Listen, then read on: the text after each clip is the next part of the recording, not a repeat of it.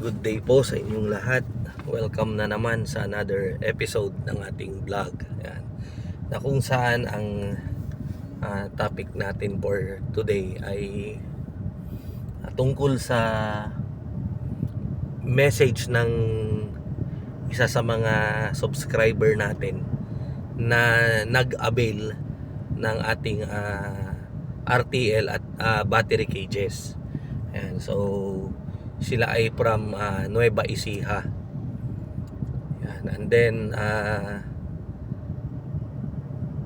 newbie sila, zero knowledge sa ating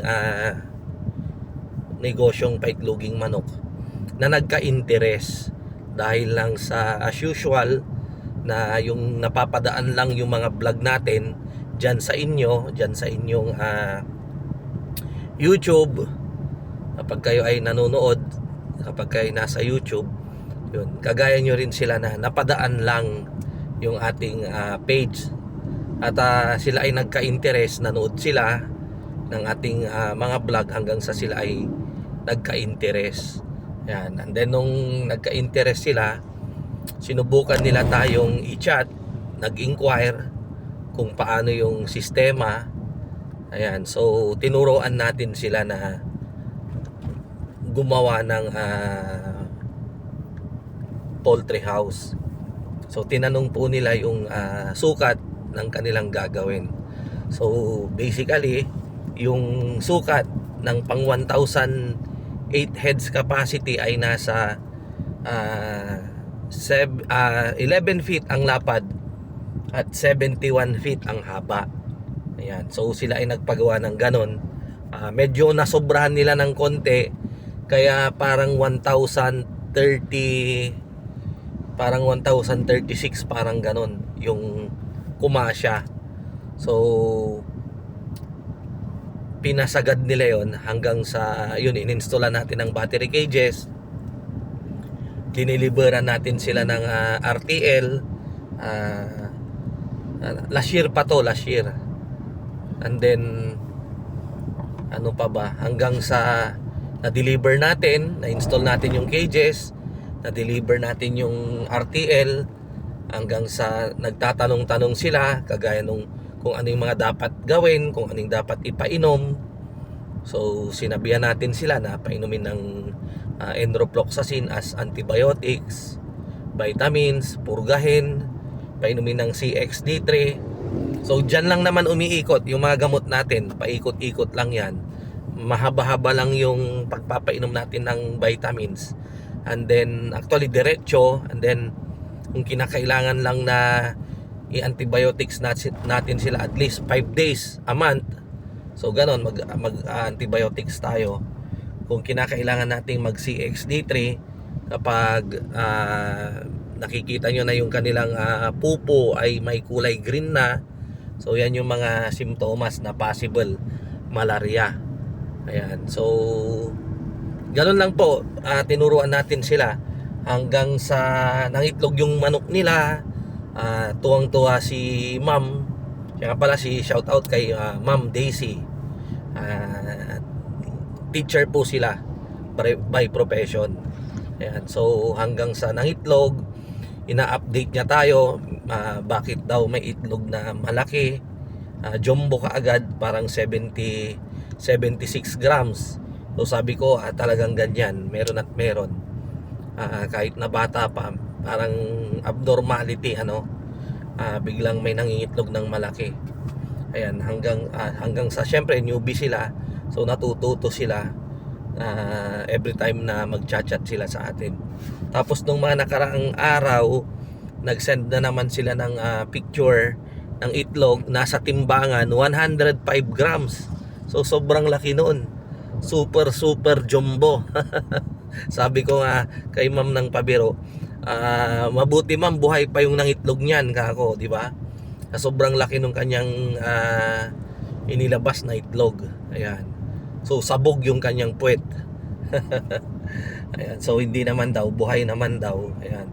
So hanggang sa kanina, nag-inquire sila kasi nagplano na pala silang mag-expand Ayan, so nagpapasalamat sila sa atin dahil kumbaga tayo daw yung naging tulay para magkaroon sila ng ganong negosyo. Ayan, at masayang masaya si Ma'am Daisy kasi nga satisfied siya.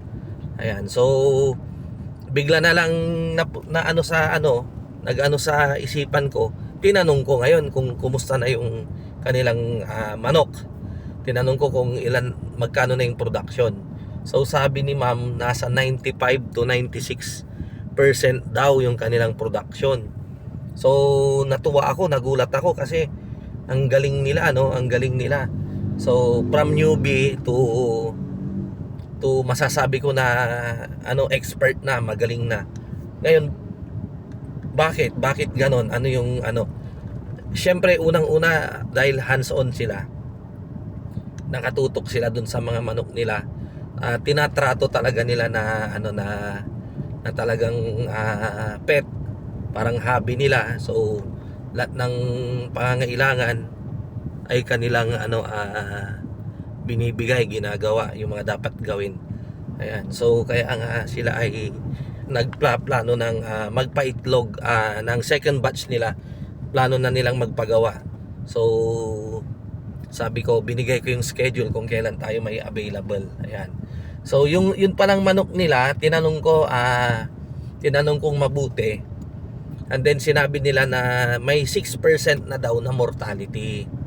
Ayan. So from 1,036, hindi ako sigurado, 1,034 ata or 1,036, may 6% silang mortality. At yung mortality nila ay ang mga dahilan ay unang-una daw yung sa prolapse. Ayan, prolapse, and then nung sobrang mainit daw nung summer. Ayan. Kaya sila namatayan ng 6%. So ibabawas natin yung yung 6% sa 1,034. So yun na lang yung naiwan. And then from that naiwan, i-multiply po natin yan sa sabihin na natin 1,000 heads na lang yung naiwan sa kanila. So meron pa rin silang 950 to 960 eggs daily produce. So napakaganda pa rin po. Ayan, so ang ganda. And then sigurado rin ako na kadalasan ng kanilang itlog na na-harvest ay nasa medium na siguro yung pinaka maliit nila. And then kadalasan dyan large, XL, tapos parami na rin yung jumbo. Ayan, so kapag ganyang edad ng manok, napakaganda. Ayan, so maganda na rin yung kita. So kapag talagang naasikaso nating mabuti, nasa management din talaga. Kapag naalagaan nating mabuti yung ating mga alagang paitloging manok, ay in return magbabalik din sila. Maganda rin yung kanilang pangingitlog. At kapag syempre maganda, dahil sa negosyo nga natin to, matutuwa rin tayo dahil maganda-ganda yung ating kikitain. Ayan, so natuwa lang po talaga ako. Actually nasa biyahe ako pauwi ng Dagupan. At kaya gumawa tayo ng ganitong video para ma-share po sa inyo. Ayan. So yung manok ni Ma'am Daisy ay siguro mga 1 year na. 1 year na yan sa kanila. Ayan. So 95 to 96% pa rin daw yung kanilang production. Ayan. So ganoon naman talaga yung pag-compute eh. Huwag nating, pag nag-compute tayo dun sa buhay, huwag dun sa original na diniliver ni Mang Mag sa inyo. So parang sa kanila, niles nila yung mortality nila na 6%, and then the rest, yung 94% nung 1,036, dun nila kinompute yung production nila. So paano bang pag-compute? Halimbawa, may manok tayo na 100 heads, nangitlog siya ng 90 pieces. So ang gagawin natin doon, 90 divided by 100. So yun po yung Yun po yung ano doon, yung lalabas. Ayan. Or tama ba? Ayan. Pwede ring 100 times 0.90, lalabas dapat 90 pieces yung itlog na ma-harvest natin kung ang target natin ay 90%. Ayan. So natutuwa ako dahil from zero knowledge ay sa pamamagitan ng vlog natin ay natututo po tayo, ano. So marami po 'yan. Andiyan sila Sir Sen Enriquez. Yan. Isa rin yan sa magagaling. Si Sir Ferdinand Berso. Ayan.